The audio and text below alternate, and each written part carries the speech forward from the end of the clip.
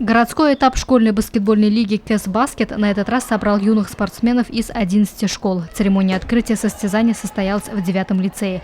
Здесь же команды лицея Ирандык и школы номер 5 провели первый матч, вступив в бой за звание сильнейшего. Я являюсь представителем гимназии. Я обучался замбаскетбола у мастера, так сказать. Он играл на олимпийском уровне. Его зовут Виктор Владимирович, и фамилию, извините, я не могу сказать. Я жил на Украине, обучался там 6 лет и получил очень большой игровой опыт именно от него.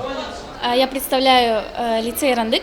И в школе обучают, и сама я хожу в «Газпром» и спортшкола. Там ведут баскетбол для девочек отдельно и для мальчиков отдельно.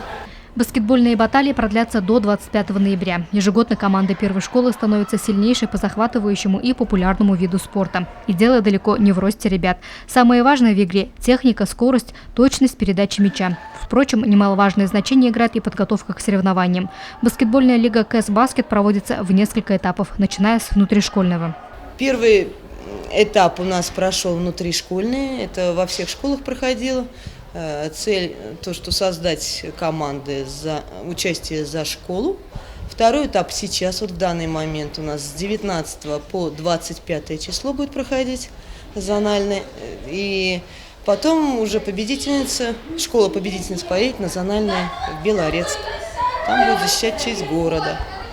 Сибайские баскетболисты принимают участие в КЭС Баскете с 2007 года. И всегда наши спортсмены добивались хороших результатов. Луиза Мустафина, Дамир Хайбулин, Любовь Карпова, телекомпания СТВ.